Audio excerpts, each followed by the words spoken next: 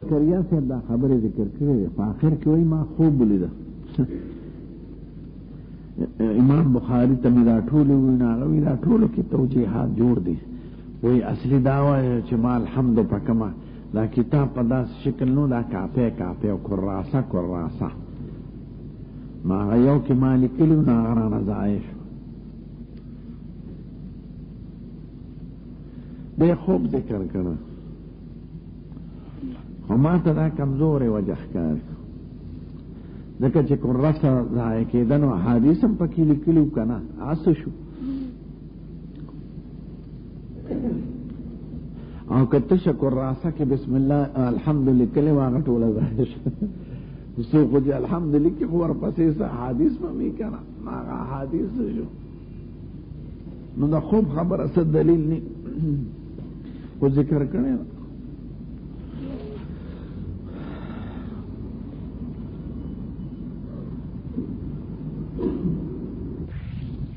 خو الحمد ویلې دا په زبان په ژبه لیکل ضروري نه یا اقتدا کوي په پخوانو مصنفینو د احادیثو پورې مخکې سلفونه چې کوم احادیثو کتابونه نقلو هغې کې هم شروع د بسم الله نه وه یې کفایت په بسم الله کړی دی چې د خدای حمد او ثنا په ادا شوه پکې نو مستقله خطبې د حمد تاجت پاتې نه شو چې ټول کتاب په عظمت الهی کې او په محبت او عظمت رسول کې او د غیر اقوال پر رسیدو کې نو ټول حمد دی ټول ذکر دی ټول درود دی ځکه هر نوم سره درود راځي د دې وجه نه د ټول جهان کې زیات درود ویونکي محدثین کرام ځکه چې هر حدیث کې نوم د مصطفی راځي مثلا او هغه سره وی صلی الله علیه وسلم دا درود شریف دی درود اللهم سلم دی او دا صلی الله علیه وسلم دی مختلف الفاظ دی نو د ټولو نه زیات درود ویونکي په مصطفی هغه محدثین کرام پیران زیات وایي چې موږ درود وایو خو پیر به څومره ووایي او د دوی هر وخت شغل په حدیثو کې لویه درجه او اقرب الناس الى مجلس النبي الكريم يوم القيامه محدثین کرام دي ځکه چې هغوی وایي چې چا په ما زیات درود ویلي هغه ما ته زیات اقرب وي مجلسا یوم القیامه او محدثین کرام شغل په کلام د مصطفی کې او په فعل د مصطفی او په سنتو د مصطفی کې نو د جن موضوع دا ده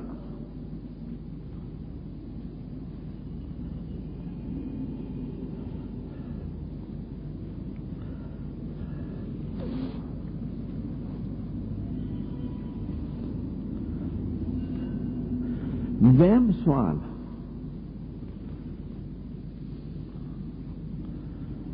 ادا چې امام بخاری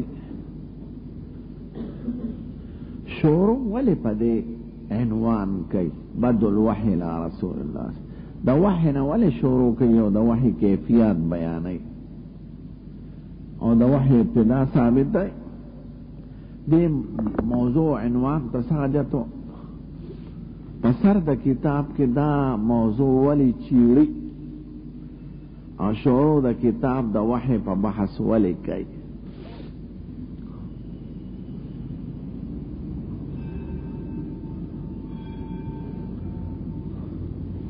دو وجه نمایان دی انور چې څوک سوی راجی دی دیتا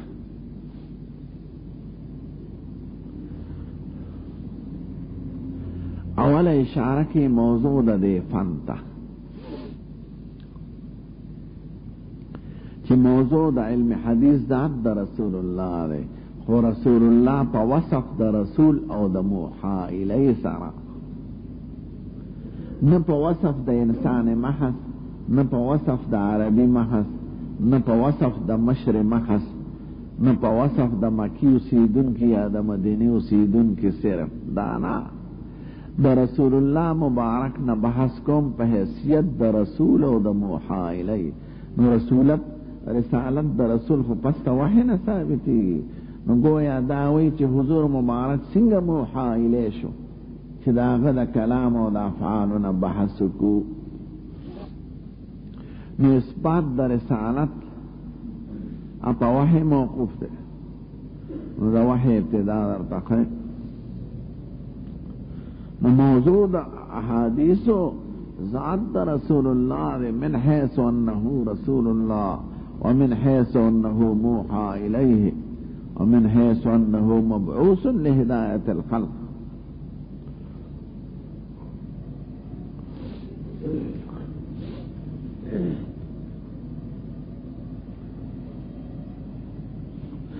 دیم وجه واهام او سرګند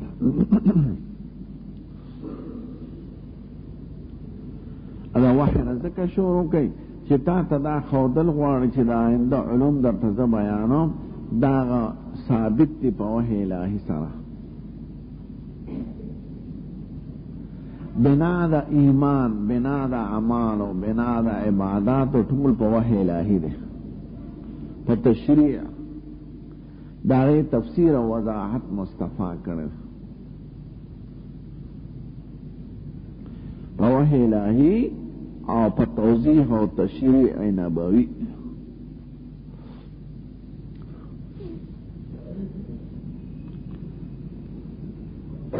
دا علوم دي چې د برن راغلي دي، دا علوم دي چې د دې ماخذ وحی الهي ده.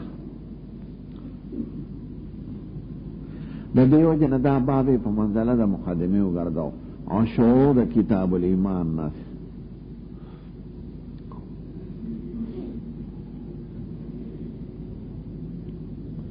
ایمان په عقل محض نه ثابتېږي، نه عبادات. دا منځ موږ په عقل نشو معلومولی.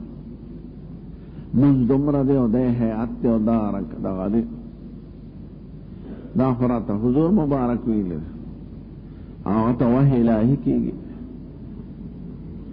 د دې وجه نه دا یاد لره یو قانون چې اصل په عباداتو کې توقیف دی. توقیف معنی که د مصطفی نه ثابتي او د هغه د صحابه کرامو نه، نو دا عبادت دی، په عقل او په قیاس نه ثابتېږي.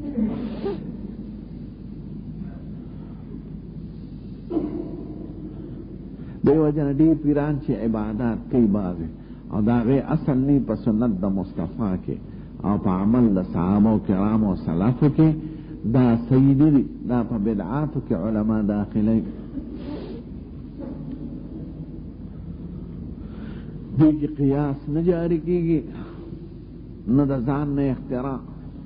که سړی وایي په دې صورت کې دومره ثواب دی، دا دومره کرته ووایه. که رسول الله مبارک ویلي علی الراس والعین، که صحابو نه راغلي او سلفو نه راغلي، خیر القرون نه صحابو تابعینو ته، نو ټیک ده. یو حسن ظنم په هغې دا دی چې د حضور مبارک نه به یې اورېدلي. او که نه خیر القرون کې نه او تی جات د نوې عبادت کې، نو دا په بدعاتو کې داخلي. نو د پیرانو ډېر عملونه په بدعاتو کې داخلي. نو اصل په عباداتو کې توقیف دی. توقیف معنی موقوف دی، دا عقلی نه دی، قیاسی نه دی، دا نقلی څیزونه دي. که رسول الله مبارک ویلي ما فتوی او بدعت څوکۍ ورته وی دی که ثواب دی که عذاب دی، او که خاري دی د دواړو تقسیم عقلي خدا. نو که عذابي نو بیا د عذاب شي ولې کې، او که وی اس پکې نشته نو ولې اشتغال بما لا یعنی کې، او که وی ثوابي نو دا ثواب رسول الله مبارک د دین خبر او کو نو خبر ته خبر شو. که رسول الله مبارک خبري ناغه امت طویلی دی کنا، که داوی چا خبر نو زه خبره نو دی خو د پیغمبر نه لوی شو. رسول الله خبر نه دی او دی خبر که هغه وی رسول الله خبر خو امت ته نه دی ویلی، نو العیاذ بالله دا خیانت شو. حضور مبارک وی کم د خیر شي چې دی اما امت ته ویلی دی، او کم چې د شر څیز دی هغې نه مې امت بچ کړی. نو په یو کې نسبت د جهل العیاذ بالله نبی کریم ته راځي یا نسبت د فوقیت د ځان راځي د هغه نه، یا نسبت د خیانت. او که هغه ویلي راته وښایه، که ویلي بس سر و چشم، او که نی ویلي نو بس هغه چې کومې ویلي دي دا کافي دی، زیاتي را باندې څه نه کوې، زه نه اورم. نو بدعات جوړېږي د دې نه.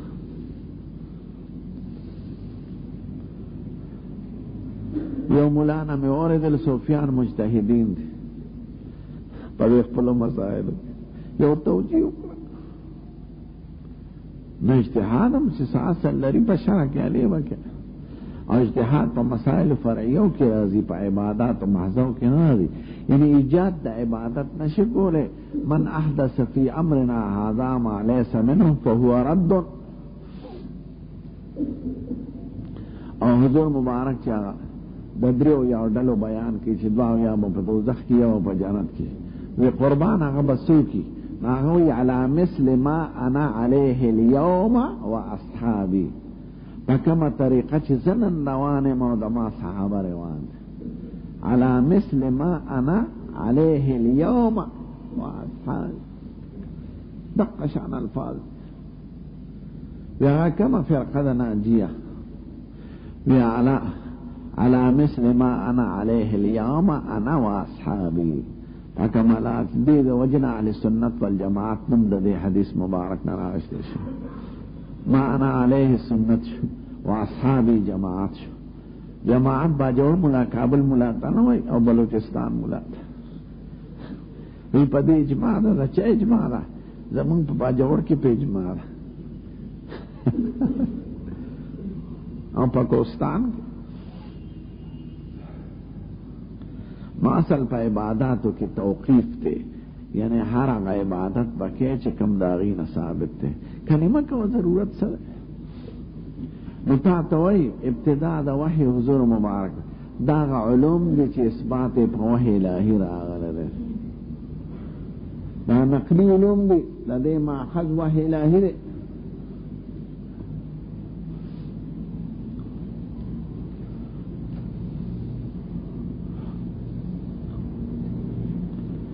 ایمانیات عقل پکې استعمال او خود خادم په شکل اصل نه دی، یعنی ماخذ نه دی، کار به پیاله.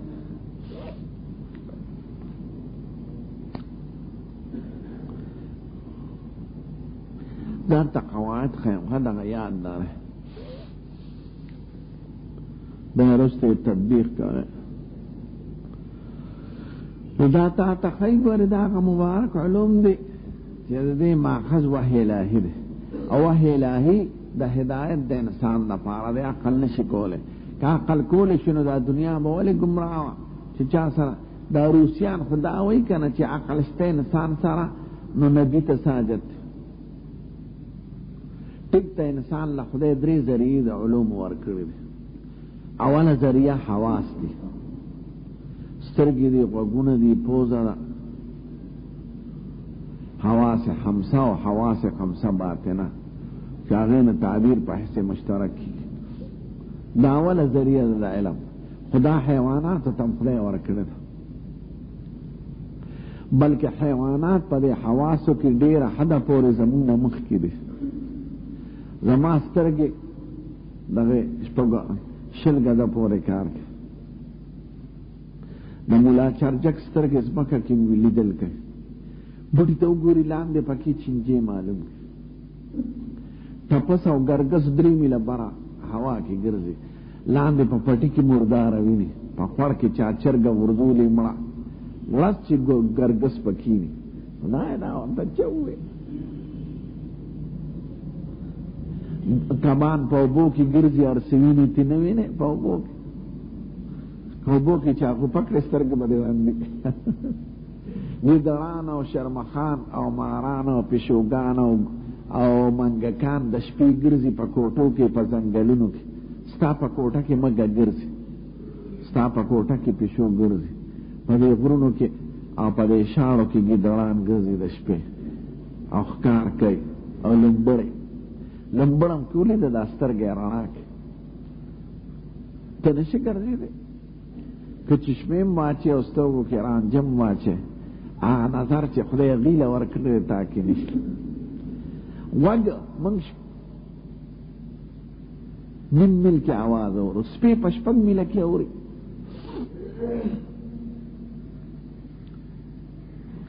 کونې پیژنې؟ کونې عربی کې ورته قرآن وایي، اردو کې ورته چچړ وایي، پته نه کېږي چې فارسی کې ورته څه وایي.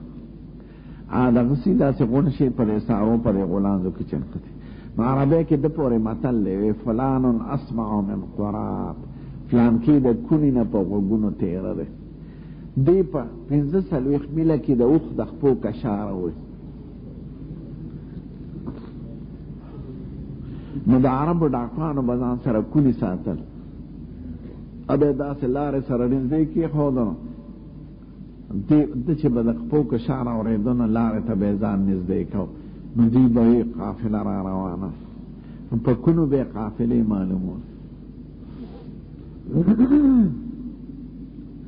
یو کټمل دوی په بوی انسان معلوموي. کټمل کابل کې ورته خسک وایي او وزیرستان کې ورته کونک وایي. دوی د بنیادم ته کټ کې کېنه که نه زور کټ کې کوناټو به دې کاغذ شروع کړي. حیران به شي چې خدای دا دوی ته څه ووایي. دا په بوی انسان معلوموي، د انسان مینه ادا د خوراکه ده. دوی ماشو ته نه ګورئ، ماش یې دومره وړوکې شی دی چې ښکاري نه، او راځي د انسان په بربند ځای کښېني او د شپې په هوا کې الوزي او خاپیرکان د شپې الوزي، طائر ولود خفاش. نو خدای دا حواس دا په حیواناتو کې زمونږ نه زیاتې ښه، نو خدای هغه زمونږ کمې بادشاهي نظام خو خدای انسان ته حواله کړی دی، هغه په دویم نعمت پوره کړی دی چې هغه غیله نه دی ورکړی، هغه عقل دی. عقل هغه دی کې کار کوي چې حواس ودرېږي.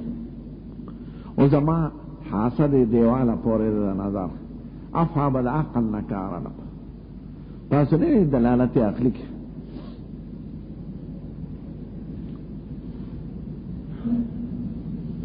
نو د عقل په واسطه مونږ په جهان بادشاه دا زمری چې نسی ښکاریان نو دوی ته پنجره کېدي او یې کې ګډوري وتړي، نو هغه زمری چې وي نو رامنډه کې ورپسې نو ګډ خو ویني او ګډ خوري، خو دا عقل نه لري چې د ښکلې پنجره کې دا مزېدار ګډوري راته څه دپاره تړلی شوی دی. ما وراء الحس علم نه لري. نو چې راننوځي په پنجره نو ګړس چې پنجره ورپسې لټ ورپسې بند شي، نو بیا سړي بوزي دغه ته چړیاګر ته یا دا په ښکار باندې چې نیسي خلک. عقل په رڼا نیسي، خو عقل کې یو څو خامې دي. خیال کوئ ګورئ عقل وهم وخت کې کار نه کوي. یو مړی پروتي په کوټه کې ته به ورسره نشي سملاستلی دی یاره، هسې نه چې دا مړی راپاسي، هلکه مړی راپاسي څه که راپاسي ته خو جمدی کوي، او هسې نه که ما سره لاس واچوي. ولې تا سره لاس اچوي؟ ستا خورور دی تره دی او بل هسې نه چې ما را خلاص کړي را باندې د پاسه کښېني، هلکه خو 6 میاشتې بیماري تېره کړې ده خوا اوچته یې کړه خلاص یې کړه. دا ټولې خبرې ورته عقل ښایي، خو وهم دې وهم ته عربۍ کې سلطان القوا وایي، دا په ټولو قوتونو غالب دی. وهم وخت کې عقل کار نه کوي. یو مقبره ده ته په دروازې ځای راځې یوونه به یې د هغې خوا ته، خو د شپې به نشي تللی، دې مقبره کې سړی یېرېږي. هلکه ولې یېرېږي؟ اونه چې ووینې دا هغه بو دی او څانګې چې دی لاسونه دی او که ګلان او میوه پکې ته به یې دی غاښونه یې راته نیغ کړي دي. هلکه وایي دا اونه درانه ده، دا د دې ښځو خبرې دي او د زړو پیرانو او شیخانو. هلکه څنګه درانه ده؟ خو ما هغه ونه ده کړه، دا هغه وهم دی. وهم دومره عجیبه شی دی د ګنو منځ کې په پوله باندې یو سپین شي پروت دی نو که دا د یقین د ګمان نه چې دا زمری دی نه به شتلی اگر چې هغوی وي او که دا د یقین نه چې دا هغوی دی تلی به شپې اگر چې هغه زمری وي په واقع کې چې دا د زړه کې راغی چې دا خو زمری شیرې به برس نو دلته وستا خپې لاسونه کار نه کوي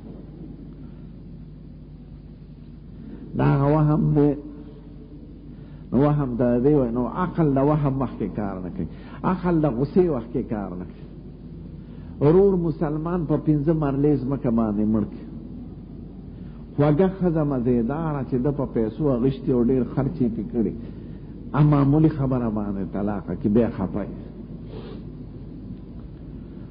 ورور داسې دا دشمنۍ څومره چې دي وروسته پې عقل خفه چې دا مې ولې وکړه په 5 مرلې مې ورور مړ کړ اوس په 8 جریو به نه خلاصېږم نو دا مې څه وکړه نو غصې وخت کې عقل کار نه کوي د شهوت وخت کې عقل کار نه کوي یو جینۍ د خوښه ده ته ورپسې روانه نو که عقل درته ده ووایي چې ځناوره ستا خو خپله ښځه شته او ښځې ټولې د نامه د لاندې یو شان دي که جدا جدا دي یا معمولی فرق دی د معمولی فرق دپاره ته دومره لوی اقدام کې او که دا د چا خوري د چا ښځې ستا ښځې او خور لکه سکرانه ته به یې جمدې پرېږدې نو تا سره به هم دا سلوک وکړي او که مړې کړې ټول خاندان به دې وشرمېږي تر قیامته او مرګ دې آخرت دې هم سپېره کړه ځکه څه د سړیتوب په لار خو مړ نه شوې په جهاد کې خو مړ نه شوې دا ټول به عقل ده ته وایي چې دا کار مه کوه په شهوت داسې شی دی چې عقل مسپوره شي دې وجه نه خطرناک جنکو ته دغه مه کوې ټیوشن او امرد والکانو ته ځان له مه کوې په ځان به د یو منټ هم اعتماد نه کوې وما ابرئ نفسي ان النفس لامارة بالسوء الا ما رحم ربي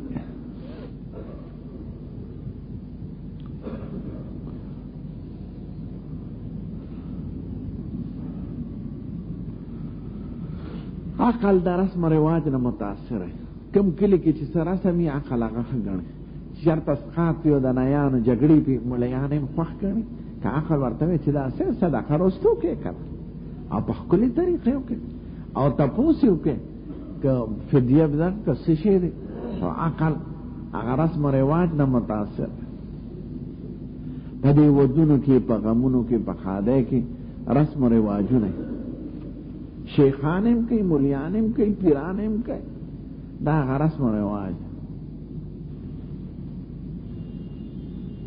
که بلوچستان ته لاړې غټ غټ پټکي وي او وزیرستان کې وزیرستان والا ته وایي دومره غټ پټکي ته ساجت دی نو سجدې وخت کې خوار ډېر تنګ ناست دي ځکه چې پټکي تې پروسي دومره غټ پټکي ته څه ضرورت دی سوډان ته لاړ شه دا پټکي لکه د منارې په شکل وي داسې داسې داسې داسې داسې او داسې ګرځي لکه دا مایان چې دا مچی مار چې په اوبو کې ګرځي دا کبان نیسي که نه نو په مزه مزه قدم هلي نو دیم په مزه هلي چې پټکې رانه پروړه ځي هلکه ولې یې ځان پخه مخته کړی دی مختصر پټکي وه که افریقې ته لاړی مسلمانان دا مخونه یې شلیدلي حج کې ښکار هلکه ولې شلوی داغونه یې وی دا زمونږ د قبایلو نښې دي چې ماشوم وشي که نه نو ګرم اور سور کړی سیخ دا والا په مخ دوه ځای راکاږي داسې د چا نښه دلته وي د چا دلته وي دوه دا مخ یې شلیدلي ما چې څومره غټېږي هغه پر هرې غټ زیات هلکه دا ظلم د پېژندو دپاره دا ذریعه ده یو ماشوم پاک په واتو ورځې او ته پې ګرم سیخونه راکاږي دا څه شو فرض و که سنت و که مستحب و نه وایي دا زمونږ رواج دی موږ پې قبیلې پېژنو نو مخونه یې شلیدلي که حج له لاړی افریقې ته لاړی دلته دوه داغه دلته دوه داغه د چا دلته د چا دلته ملیان یا ځناورو ملیانو دې قوم ته نه وایه چې دا څه کوي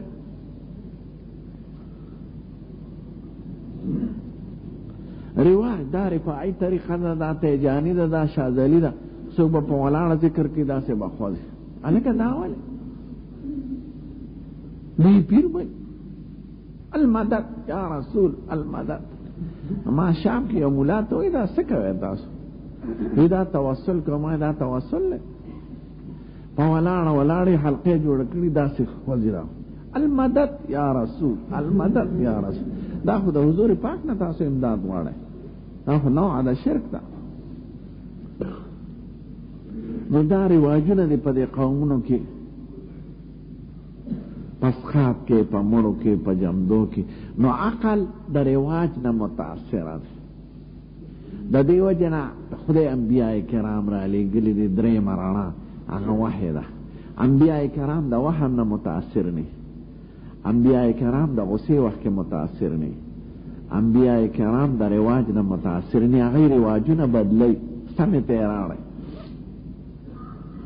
انبیاء کرام د شهوت نه متاثر نه، شهوت هم لري الحمدلله، خو په اعتدال کې په خپل قابو کې. غصه کېږي، غصې په اعتدال کې په خپل قابو کې. نو خدای د هدایت دپاره هغه مبارک شخصونه او هغه طریقه خوښه کړې ده چې د دې ټولو عیوبونه پاکي. نو حواس ظاهره هم شته، عقل هم شته، وحی الهي نه د خدای د رضا او د خدای د خوشحالۍ څیزونه هغه په عقل نه معلومېږي. که هندوان هم دی دې کاڼي ته خدای نه وایي. وی دا یادګار د روح د پلانکي دی، نو چې موږ دته تقرب وکړو نو دی به هم خدای ته رسوي. ما نعبدهم الا ليقربونا الى الله زلفا. هندوم په دې پیږي چې دی خو خدای نه دا خو ما جوړ کړ، خو دا د روح یادګار دی د پلانکي، د ګوتم بدھ، د مهاتما بدھ، د مهادیو، د کرشن مهاراج، د پاربتی. نو دې چې دته سجده وکړو نو دی به خوشحاله شي، نو دی به هم خدای ته ورسوي. لکه بعضې پیران مریدانو ته وایي زما خپو ته راشه، ما ته شکرانه راکړه، زه به دې رسوم. قیامت پر ورځ به دې پولیس ورات باندې تېروم، دا به درکوم، دا به درکوم. نو د پیرانو مقصد خپلو خپو ته راغورځولي چې زه به دې رسوم. داسې مه کوه. د پیر مقصد دا چې یو طریقه د عمل ته زده کړې بس. نور هغه ته رسول به خپل عمل به دې کوي. نو دوی زور په اشخاص پرستی کوي، شخصیت پرستی، او شریعت زور په عمل پرستی کوي. عمل وکړه، تلاوت وکړه، درود شریف ووایه، منځ وکړه، روجې ونیسه. شخصیت پرستی کله دا شرک ته رسي، او د شرک بنیاد په دې شخصیت پرستی ده. وقالوا لا تذرن ودا ولا سواعا ولا يغوث ويعوق ونصرا. بخاری کې بدل راشي دا اسماء د رجال صالحین، دا اولیاء الله. نو خلقو دا غي په نوم مجسمه جوړ کړي. نو چې کوم هغه چالي دي نو هغه مجسمه به اسبه د محبت په شکل ورته کتل، او په مجلسونو کې به اخی وګانته. خو چې به هغه وفات شو رستو نسل لاغه ناغي داغي عبادت شروع. دا بخاری شریف کې دلته راشي. دا څومره بت پرستی چې راغله دا د شخصیت پرستی نه راغله. ګوتم بدھ وی سړی تیر شوی دی 610 سنه کې د عیسی علیه السلام نه مخکې. هغه عبادت کړی، ریاضت یې کړی دی. هغې ریاضت ته ګیان وایي. د ونې د لاندې د بړ د ونې د لاندې به ناست، د مراقبې په شکل او تصورات به یې کول. هغې نه پس خلقو د هغې عبادت شروع. نو عقل انسان ته هدایت نشي کولی، د دې وجې نه وحی ده. نو باب کیف کان بدء الوحی، اصل زمونږ ګورې د هدایت هغه وحی الهي ده او تشریع نبوي ده. عقل یو خادم د استعمال یې کړ. لکه سورلی په اس کېږي، نو اس به ته چلی، داسې نه چې د اس په تابع اس باندې به واګې پرېږده چې د اس په کوم طرف ته لاړ زه په هغې طرف ځم. نه، اس په هغې طرف بوځې چې ته کوم خوا ځې. اس نه به فایده هلې، خو جلب به زدا په لاس کي منزل ته به پې ځان نسې. او که نه اس خوشي کې چې زه د اس په طرف ځم، لکه کارغه باندې یو ځل هوا راله، نو کارغه هوا سره لاړ چا ورته ولی چې کوم طرف ته هوا دي هغه طرف ته نه ته به د هوا ځان تابع کې بل د عقل معیار څه دی چې کوم عقل صحیح دی هغه په وحی الهي معلومه دا نور دی د دې عقل داسې مثال دی په حواسو کې لکه سترګې لیدل خو موږ په سترګو کوو بېشکه خو سترګو سره بارانۍ څیز دی که هغه نی سترګې کار نه کوي هغه رڼا ده چې رڼا کم دی نی هلته ستا سترګې کار نه کوي که په تیاره کوټه کې ناست دی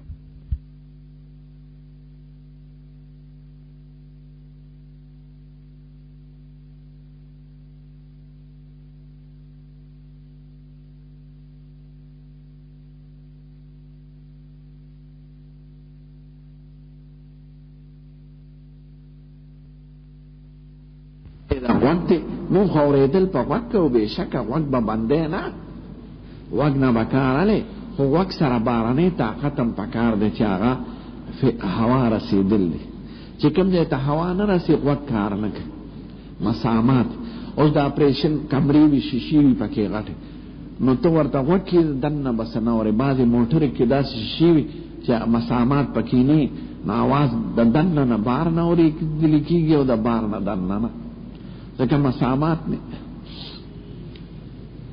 نو دغه شان عقل وی نعمت دی د خدای احسان دی او احکام شریعه په عقل بنا دی بے عقل مجنون ته احکام نه راځي او عقل سره به نور د نبوت رڼا اصلي هغه ده نو د عقل به د هغه د خادم په شکل کې فایده به تیالی واګې به ستا په لاسي او د رڼا په طرف ته دی وحی الهي داسې نه چې عقل پرېږدي سست او چې کوم طرف ته عقل زما ښه وایي زه به هغې پسې روان یم نو ستا عقل به رواج پسې روان د کلي رواج نه ته نور د نبوت ته ګوره نو خدای زمونږ د هدایت دپاره انبیاء کرام رالیږلي نو شروع د وحی نه کوي کافو کیف بد الوحی دریم سوال دا دی چې ښه په دې پوه شو چې تا ته یې وښودله چې دا هغه علوم دي چې د وحی الهي باندې ثابت دي درېیمه خبره هم دې سره درته وایم چې شروع پې ولې کوي نو درېیمه وجه ما ورته ویل راجي دي دې دوو ته خو زه بیا به یې مو چې لومبی خیر چې د خدای د طرفه راغلی د انسانیت د هغه وحی الهي ده نو شروع په لومبي خیر کوي او د وحی الهي نه لومبي حکم چې په انسان لازمیږي هغه ایمان بهذا الوحی دی نو ورپسې کتاب الایمان ذکر کوي وحی راشي پتا ایمان واج فرض کی چې ته په دې وحی الهي ایمان نه وړه نو اول خیر نزل من السماء هو الوحي واول مطلوب من العبد الايمان بهذا الوحي دغه ترتیب شو دغه وجه شو دا وحی ذکر په منزله د مقدمه ده دې وجه نه په عنوان د کتاب ذکر نه که ذکر یو مسله ده په عنوان د باب ذکر دریم سوال شروع داراله چې وحی تا ته داسې شوی ده لکه نوح علیه السلام ته نو شروع د نوح علیه السلام نه ولې کېږي انبیاء کرام خو د آدم علیه السلام نه شروع دي نو داسې ولې نه وایي دا د ملیانو تپوسونه دي طالبانو علم خو یې خدای سره دی خدا نکات دي بعد الوقوع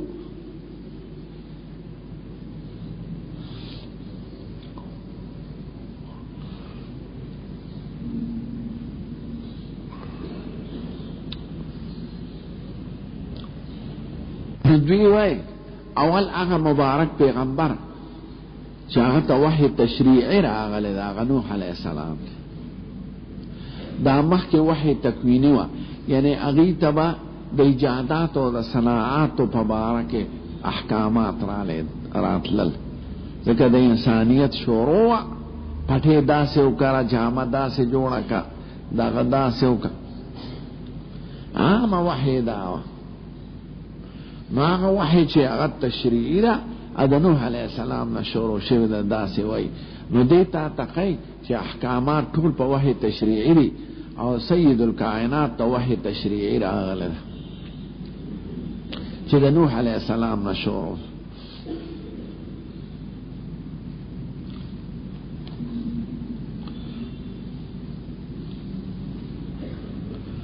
دویمه وجه زمون په دې سلسله د انسانانو کې نوح علیه السلام اول ابو البشر ثانی دی. نو چونکې د موجوده انسانیت او د انبیاء کرامو تعلق تر نوح علیه السلام پورې دی. نوح علیه السلام د دې وجه نه شروع د نوح علیه السلام نه کوي. دا موجوده انسانان ټول نوح علیه السلام اولاد دی، د حام او د سام او د یافس. نو ذکر نوح علیہ السلام ذکر دا آدم علیہ السلام دا نور اولادو سلسلہ نشتا.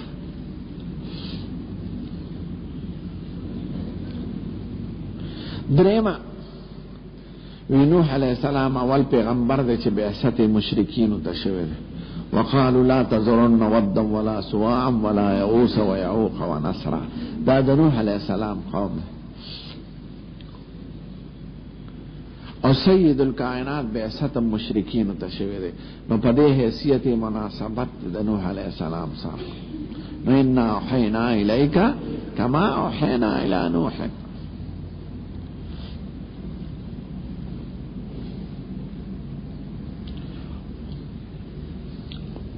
سلورم نوح علیہ السلام پیغمبر دے چې اول په مقدس مکه د قوم تبا شوی غرق شوی.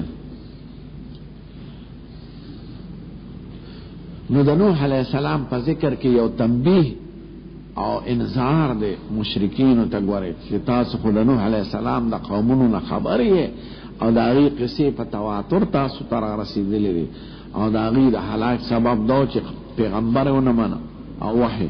نو که تاسو دا پیغمبر ونه منه او د وحی احکامات نو ستاسو حشر هم د قوم نوح په شان دي.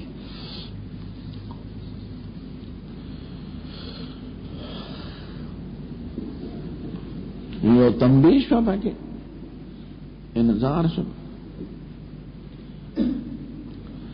بل سوال ادا چې د دې آیات د مخکې آیاتونو سره څه مناسبت؟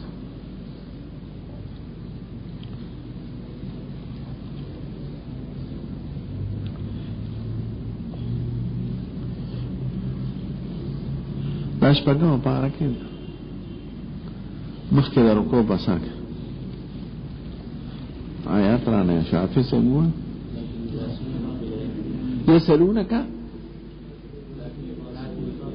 نا دینا مخی دیر چل علیم کتاب من السماع علی کتاب در تداوی چی کتاب روخ جوڑ منتولی نے پیش کے لیکن موسیٰ علیہ السلام مات یسألک اهل الكتاب ان تنزل عليهم كتاب من السماء.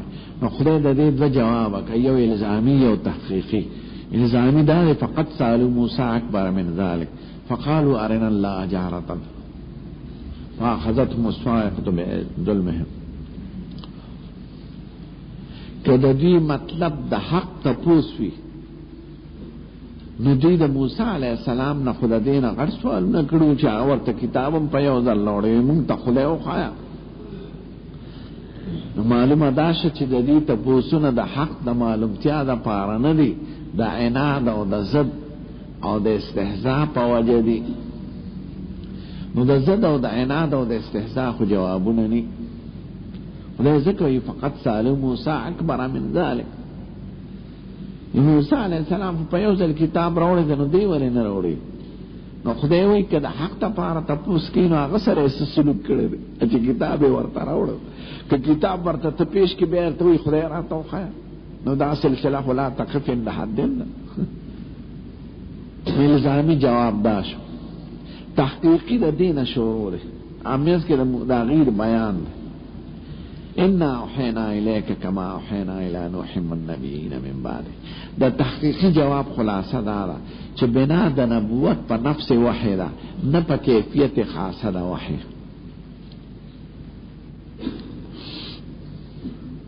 خدای مختلف پیغمبران را لېږلي او هغه تاسو منئ. نوح علیه السلام منئ نو هغه له په یو ځل کتاب ورکړی شوی دی. ابراهیم علیه السلام منئ، والنبیین من بعده. مدعی باندې خو اثبات دا گوان پیش کی. اوس که مدعی ورته وی علی بده زمانم چې فلان کی او فلان کی گوی کی پیش کی، دا مطالبه په اس عدالت او په قانون کې نه منظورېږي. الکه دې به اثبات د دعوی کوي، اوس ته خاص دلیل خاص ته غواړي، نو دا څه دلیل نه دی. نو دا د سید الکائنات بنا اپا نفس واحده نه په کیفیت خاصه د واحد موسی علیه السلام پشان نو خدای وی دا مختلف پیغمبران مانه هغه ټول ته په یو کیفیت واحد نه راغله، هغه ولې مانه د نبوت د پاره نفس واحد کافی ده، نه یو کیفیت خاصه مطلوب بس تاسو لکه مدعی او مطلوب گواو واړي چې پلان کې نه گوایو کې ابو زه گوای نه کوم. نو خدای انا اوحینا الیک کما اوحینا الی نوح. دا جواب تحقیقی د بنی اسرائیل د سوال. نو فقط سال موسی اکبر من ذلک فقار فاخذ.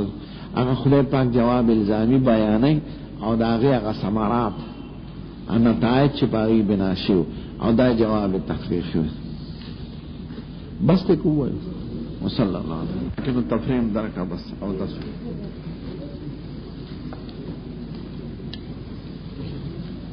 شریف دا قرائت چې دی کنه دا خو عبادت دی. نو قرائت دا اذکار او دا مبارک او احادیث دا یو عمل دی، نو توسل بالاعمال صحیح دی او خدای نه مشکل حل کول غواړي، د خدای نمونه والی، د خدای درود د حضور مبارک باندې درود شریف وي او بیا سوال وکړي باندې که دوام په دې نیت نه چې دا سنت لازمه دي، نو خیر دی دوام علی العمل په عبادت کې نه راځي. لکه سړی همیشه یو 2 رکعات نفل کوي په یو وخت کې، خو که دا عقیده وي چې دا ادا په دې وخت کې دا سنت ده یا دې کې زیات ثواب دی، نو دا افتراء علی الله والرسول الله، دا بیا په بدعاتو کې داخلي کی. لاس کې خودل دا پرون مو وي بعض خلک داسي، نو که دا سنت او عبادت ګڼي نو دا بدعت، او که دا وی یو عمل دی وظیفه ده چې زه پې خدای نه سوال کوم چې سر راله ښه کړي نو کوي دی، خو یوازې هغه وخت کې نه بل ځای وخت کې کوه، هر وخت نو عمل عاملین عملیات کوي که نه د هغې ثبوت ضروري نه دی، او د عبادت او د سنت ثبوت ضروري دی. صحابه کرامو لاسونه داسې نه دی کنې دا په تواتر نقل شو.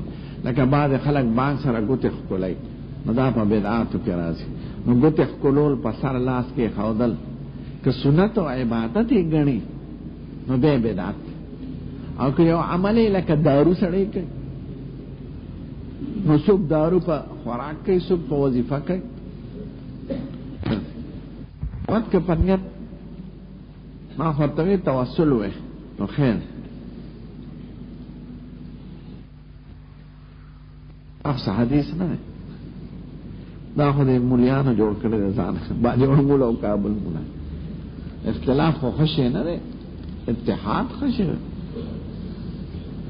ختم خواجگان ثبوت نه لري، نو که دا سنت ګڼي نو سنت به بدعت ته جوړېږي. او که یو عمل دی وظیفه ده، ځکه ابو داود کې بل راشي عبدالله بن مسعود سخت انکار وکړو، یو ډله ناسته او یو به ذکر کو، نور به ورسره وي دا نه کوم دی نه دی. تاسو صحابه کرام نه لوی خلک دي. وما راه المؤمنون حسنا فهو عند الله حسن. مؤمنون ټول یادې که د باجوړ مولیان یادې. المؤمنون کې الف لام دا د استقراق لپاره دی که د دریو د باړې د کلي د مولیانو لپاره چې ټول مسلمانان یو سیس ته خو وي نو خو اجماع وي که نه. اما راه المسلمون حسنا فهو عند الله حسن دا اجماع یادې. داسې نه چې د باجوړ یا زمونږ د 400 مولیان ناجمه شي چې دا طریقه ښه ده. مومنون نمراد ټول مومنان دي، ٹھیک ہے. داسې نه چې اوسو مولیان ناجمه شي. المومنون کې الف لام استغراقي دی، دا د مشکات حدیث. بدعت حسنه نی چې کوم بدعت حسنه سو غنیا په سنتو کې داخل دي، ذکر وسائل او حکم تابع د آیات نو چې مقاصد خپل او داغه وسیله وي او وسیله په زمانه د مصطفی کې نه رست جوړ شي، لکه کتابونه چاپ کول، مدرسې جوړول، تدوین د مصحف شریف، نو دا وسایلو د نشر اشاعت دا روا دي. او چې کوم وسیله په زمانه د مصطفی کې وي او غني مستعمله کړي غبني، لکه صفونه په پوری برابرو، نو پړې د حضور زمانه کې او هغه نه استعمال کړي. نو چې کوم شیان د حضور په زمانه کې وی او غني استعمال کړي مې استعمالوي، او چې کوم شیان د حضور زمانه کې نه او ته وسایل وګڼي، لکه موټر کې تل حج لا، جس کې تل حج لا، او پټانګه کې سورې دل منزل، او کتابونه چاپ کول، دې ته خلق بدعت اثر دا بدعت نه دا سنت دي، ځکه من قبیل ما لا يتم الواجب به فهو واجب. نو وسائل حکم د مقاصد وي، که وسائل رستو پیدا شي په زمانه د مصطفی کې نه. لوټ فکر خلق اذان وای، لوټ فکر د هغه زمانه کې نو، او اذان کې رفع صوت مقصود دی، نو رفع صوت په خراب مباحث ته په دې باب کې خیال نه.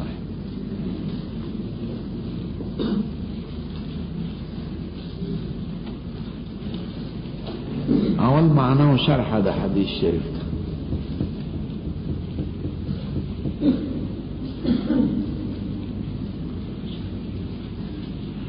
دیم مستاق د دې حدیث شریف ده، او یې کې اقوال د علماء دي.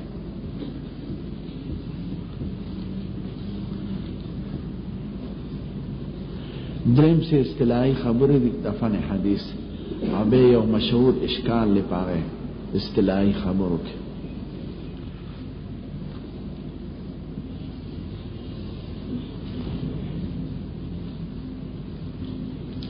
نو د درو واړو مباحثو ته په ترتیب خیال کړه. همانا د حدیث او د باب.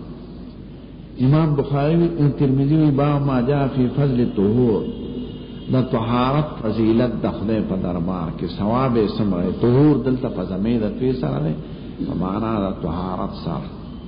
نو طهارت په ادا کولو کې څومره ثواب دی. دا یاد لرئ چې فقه صرف احکام بیانوي، او حدیث مبارک احکام او فضائل داغي او آداب او نور خبر بیانوي. نو حدیث عام دی، فقه خاصه دی. فقه کې صرف احکام بیانوي، او هدايه کې فضائل نشته. احکام دا او دس برته ذکر کوي، خدا نشته چې او دس کې څومره ثواب دی. من برته ذکر کوي، خدا من د ثوابونو ذکر نشته. ثوابونه اکثر موضوع د تصوف ته، چې په دې عمل کې دا ثواب دی، په دې عمل کې.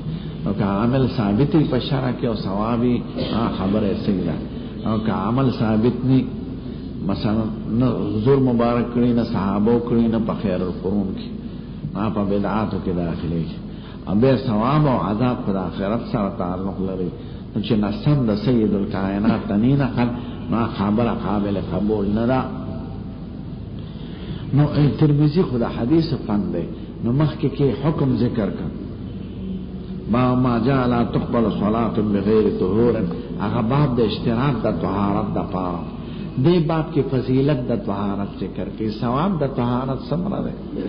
دې کې څه اختلاف فقهي نشته، یعنی امام ابو حنیفه او شافعی او مالک سے مسله دې کې نه جوړیږي، ځکه ثوابونو کې فقها مختلف نه دي، په احکامو کې مختلف دي. خبر تم خیال لکن فضائلو کی فقهی بحثونه نی دا ائمه و کرامو، خو معنا و شرح تبه ضرورتی. نو معنا لغوی در تکو، او بے مستحق بے حدیث در تخیم، او بے اصطلاحی خبر بے چلے حدیث و باب کرام. نو معنا دا حدیث چلا الفاظ در تخیم. حدثنا إسحاق بن موسى الأنصاري قال حدثنا معن بن عيسى قال حدثنا مالك بن أنس حا وحدثنا قتيبة. تحویل وکړه مالک مدار د سندینو، خو پکار دا چې د مالک نه مخکې حلی کړي وي، خو دلته د مالک نه وروسته حلی کړي دي، ځکه د مدار په ذکر کې فرق کړی دی راویانو. اسحاق بن موسی انصاری د امام مالک سے پورا نسب نامه ذکر کړی دا، مالک بن انس، او قتیبه د مالک سے صرف نوم مالک راوښته دی، مالک کنم دا مالک ابن انس ته او دې د ځان نو سره ابن انس نشلی کله چې په کلام دراوی کې سفر خراب شي د دې وجنه حید مالک نه رسول لیکنه دا کني مدار مالک سره ده